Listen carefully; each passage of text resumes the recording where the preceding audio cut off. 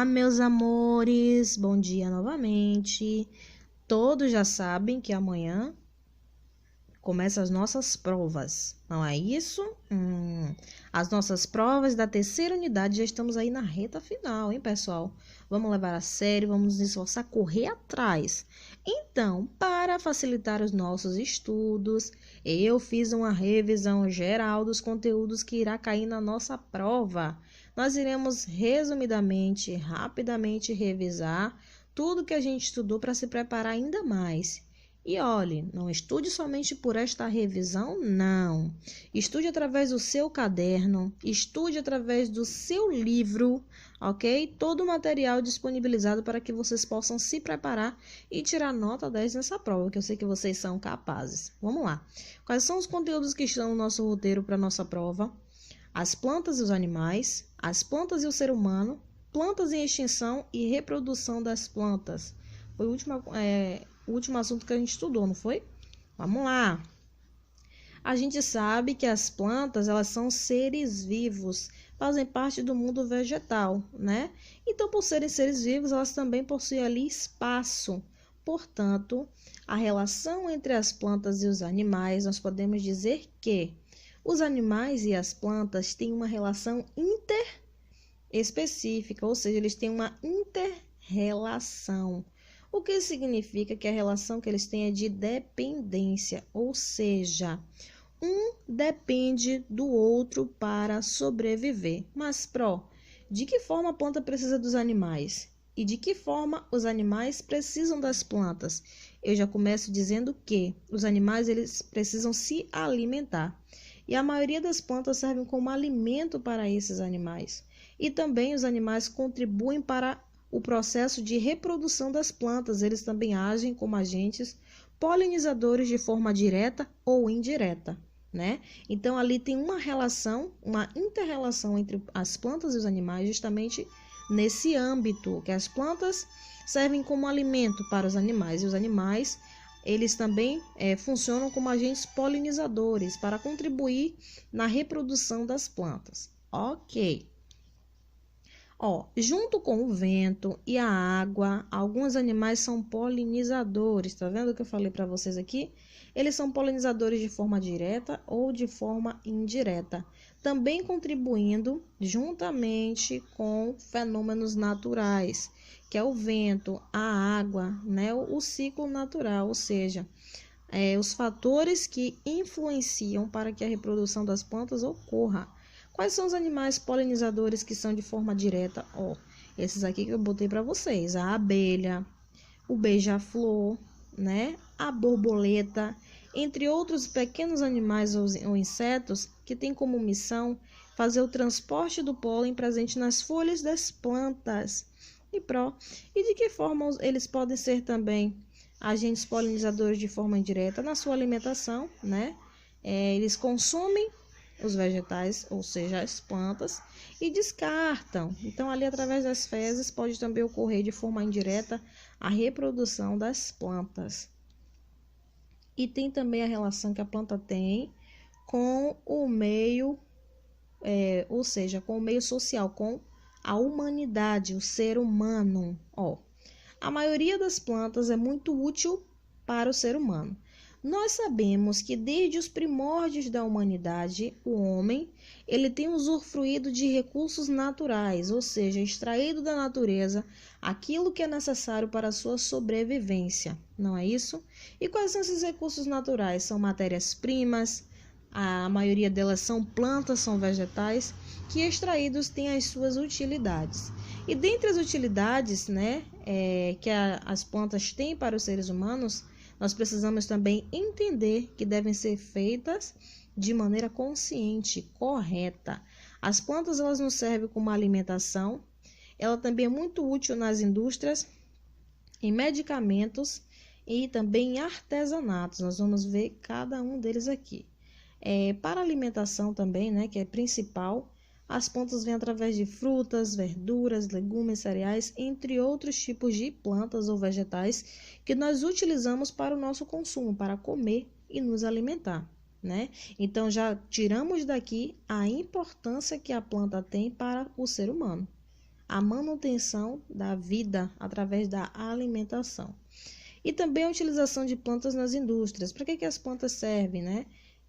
Servem como matéria-prima, que vai ser o primeiro material utilizado na produção de um objeto ou de um outro produto, como perfumes, bebidas, sucos, chás, látex, móveis, shampoos e etc. São todos derivados da fabricação através da matéria-prima, que é o que? Vegetal.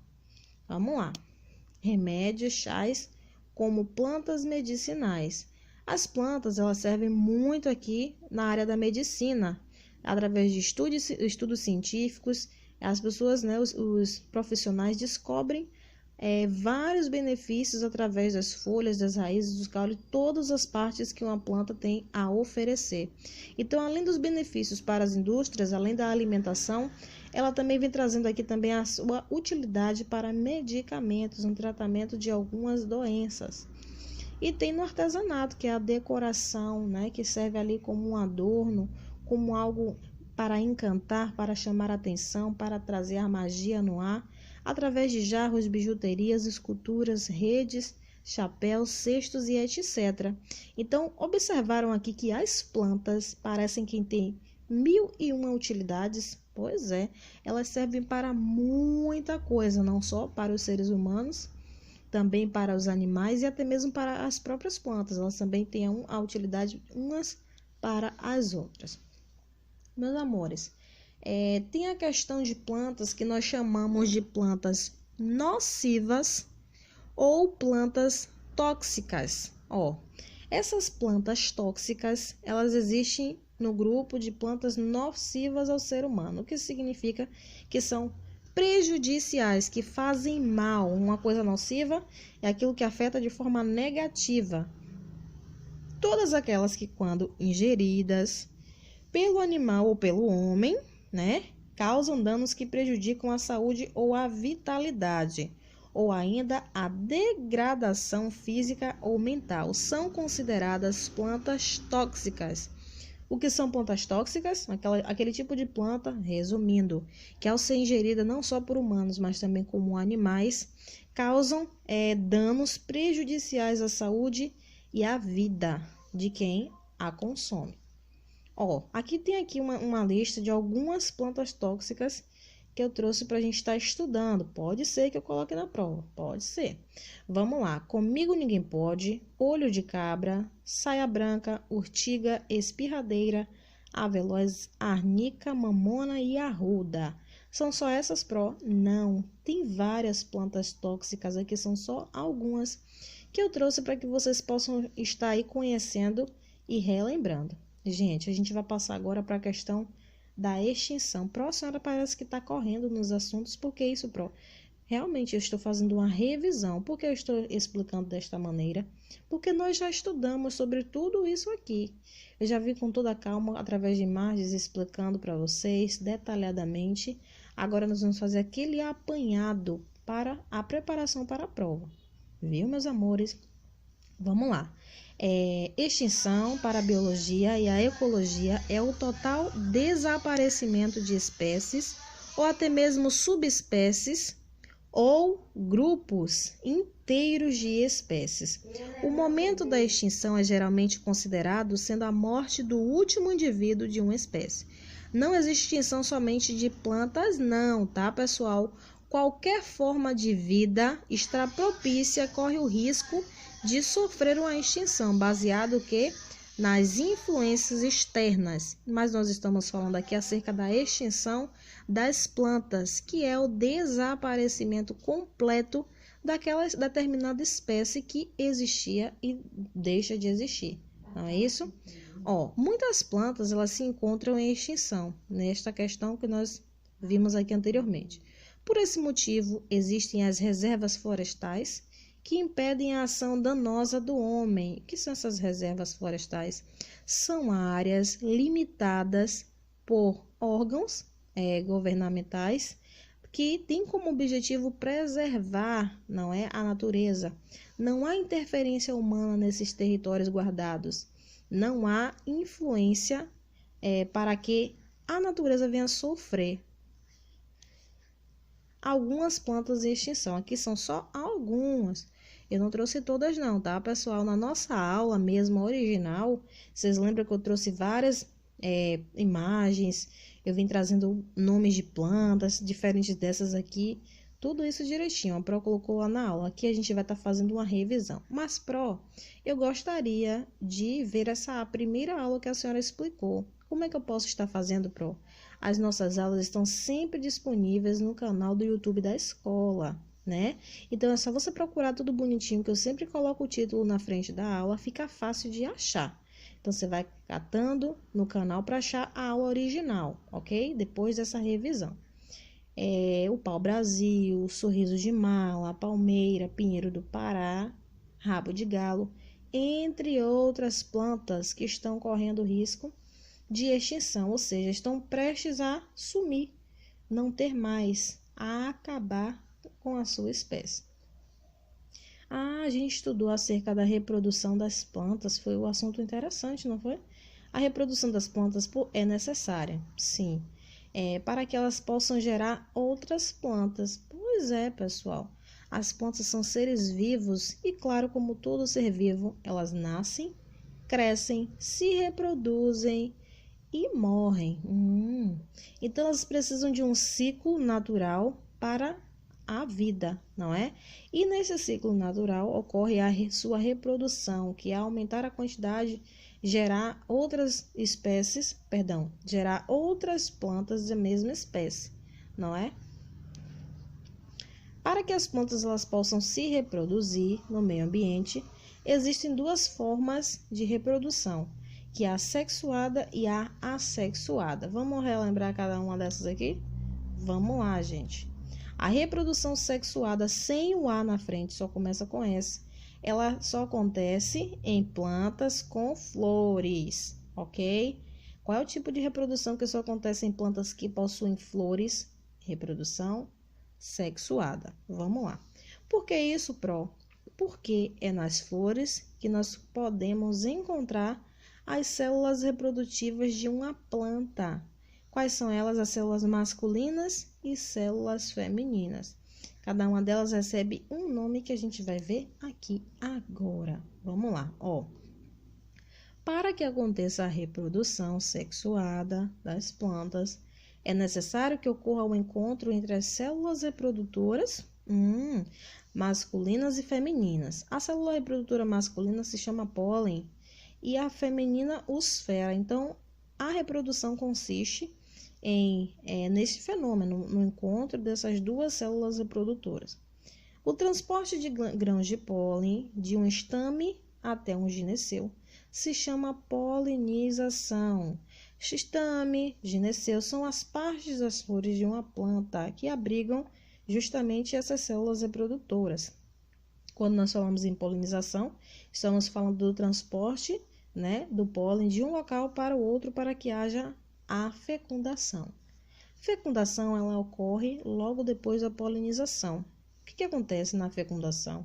A célula reprodutiva masculina se encontra com a célula reprodutiva feminina e em seguida as pétalas da flor murcham e caem. E os óvulos fecundados, eles originam a semente. Vocês sabiam que antes de se formar o fruto é formada a semente na flor? Pois é, se vocês não sabiam, agora vocês já sabem que logo em volta da semente é que aquela planta vai começar a gerar o seu fruto, mas a prioridade é a semente. Por quê, Pro? Porque é através da semente que haverá o nascimento de uma nova planta. Então, a reprodução ela tem todo esse ciclo para chegar nesta parte principal, que é a criação da semente na reprodução sexuada.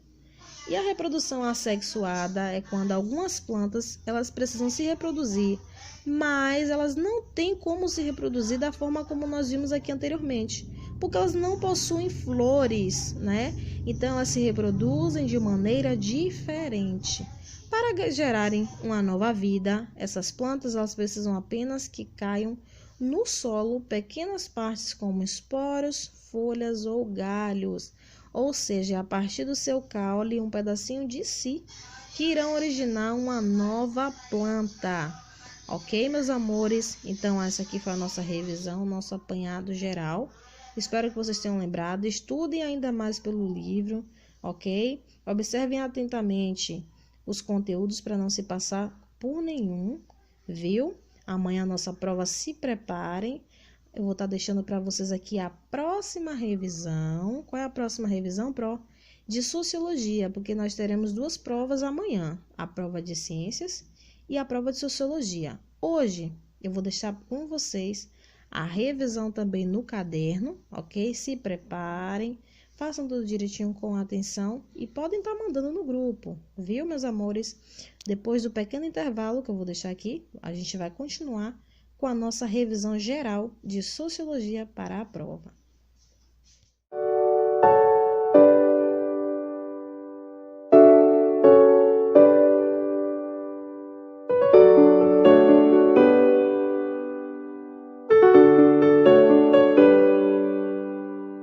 Revisão de Sociologia para a prova. Vamos lá. Continuando aqui, nós temos como assunto da prova, no nosso roteiro, a biodiversidade brasileira, os amigos da flora, os amigos da fauna e o Fome Zero. Aquele último assuntinho que a gente estudou essa semana, pois é, vai cair na nossa prova. Gente, lembrando para vocês, o que é biodiversidade? A palavra bio, ela vem dizer vida, significa vida. E diversidade significa diferentes formas. Portanto, nós podemos dizer que a biodiversidade são diferentes formas de vida, ok? É também a exuberância da vida na Terra.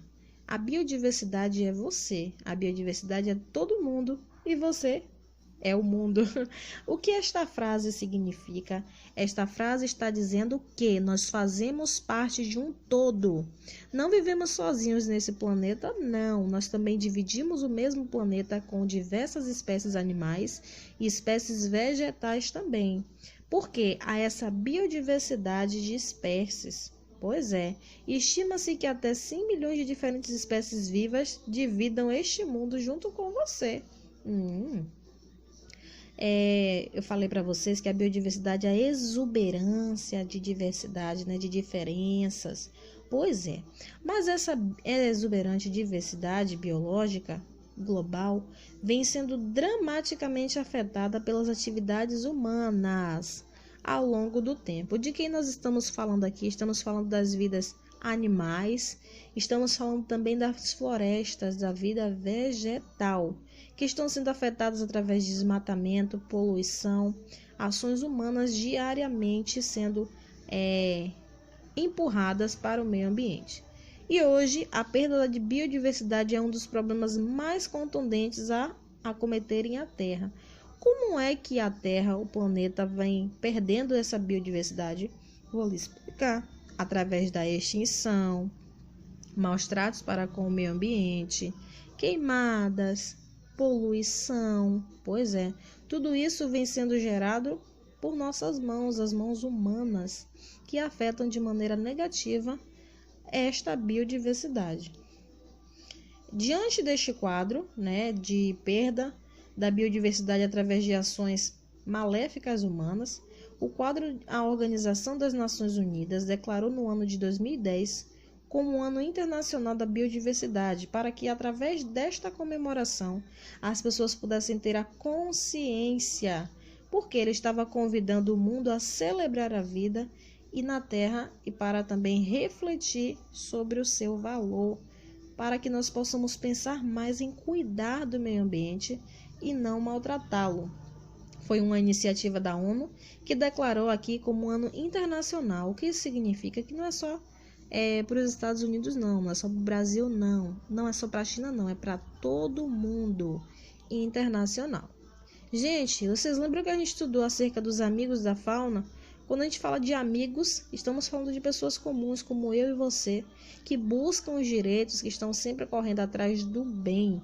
Olha só, quando a gente fala em fauna, nós estamos falando do conjunto de animais que vivem e compartilham de um mesmo ambiente ou espaço geográfico. Então, os animais que vivem em determinado local, que estão sempre ali, fazem parte da fauna daquele local, que será justamente o grupo desses animais. Nós também somos animais, sabia? Nós seres humanos, mas nós nos diferenciamos dos outros animais porque nós somos racionais. Então, somos animais racionais. Porém, todos os animais merecem condições de vida saudáveis, dignas e em segurança. Então, toda forma de vida possui os seus direitos, baseados nas suas necessidades e adaptações, não é isso? Então, aí é também que entra a questão dos amigos da fauna, que são as pessoas que estão ali sempre apostos para ajudar. A maioria das pessoas gostam dos animais, isso é verdade, e vivem bem com eles. No entanto, há pessoas que os maltratam e chegam até a ganhar dinheiro às custas do sofrimento deles. Isso é justo? Não. É muito triste. A maldade do ser humano não tem limites. Estão ali praticando esse tipo de ação com animais que, na maioria das vezes, não podem se defender sozinhos. Eles são obrigados ali a sofrer, acalados ainda, viu? Imaginem. Os animais, eles possuem direitos, assim como todos os seres vivos. Dentre os direitos dos animais, observe aqui, ó. Todos os animais têm o mesmo direito à vida. Todos os animais têm direito ao respeito e à proteção do homem. Olha quem é o responsável por cuidar dos animais. É quem, na maioria dos casos, acaba fazendo o contrário, né? Maltratando. Nenhum animal deve ser maltratado. Todos os animais selvagens têm o direito de viver livres no seu habitat. Aqueles animais que não podem ser domesticados de forma alguma. Eles se sentem bem na sua casa, na sua moradia, no meio ali dos seus, não é? O animal que o homem escolher para companheiro não deve ser nunca abandonado. A gente vê diariamente vários cachorros abandonados na rua. Para que pega o cachorrinho? Se não tem a responsabilidade de arcar, de cumprir, está na lei que se você escolher um animalzinho para ser seu companheiro, você precisa arcar e estar com ele até o fim, ok? Nenhum animal deve ser usado em experiências que lhe causem dor, nunca, jamais. Todo ato que põe em risco a vida de um animal é um crime contra a vida. Todos esses direitos que vocês estão vendo aqui estão vigentes na lei, viu, pessoal? Não são direitos que eu ou alguém escreve por nada, não. São direitos reconhecidos, né? Que são que diz respeito à vida dos animais, os seres vivos. A poluição e a destruição do meio ambiente são considerados crimes contra os animais. Por quê? Afetam ali o seu habitat, a sua moradia, acabam destruindo diversas áreas, prejudicando assim a saúde dos animais e também a sua casa, sendo obrigados em alguns casos a migrarem para ambientes na qual eles não estão prontos para viver, não estão acostumados. Os direitos dos animais devem ser defendidos por lei. O homem deve ser educado desde a infância para observar, respeitar e compreender os animais, né? Isso aqui eu não preciso nem comentar, porque nós já sabemos o porquê.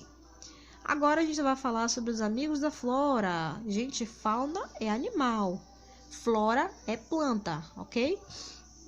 Então, quando a gente fala em flora, nós estamos falando do conjunto de plantas características de uma região, sendo o Brasil o país mais rico em diversidade vegetal do mundo.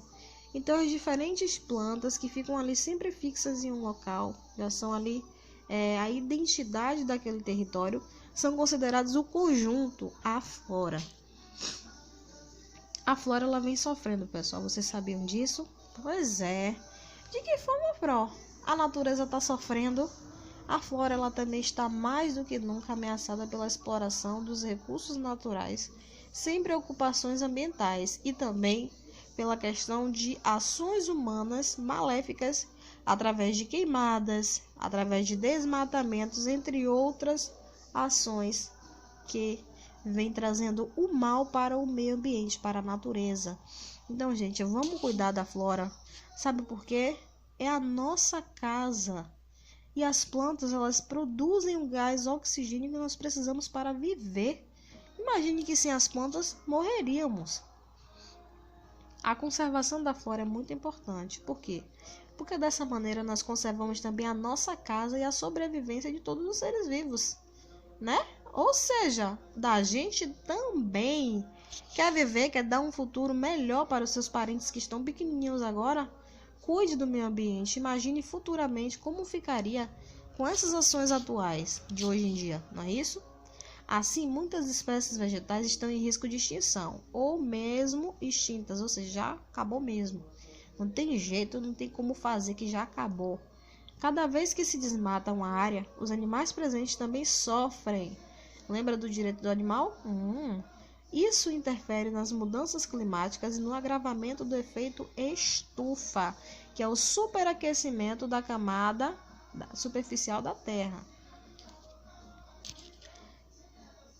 Gente, tem o Fome Zero, que foi o último assunto que a gente estudou, né?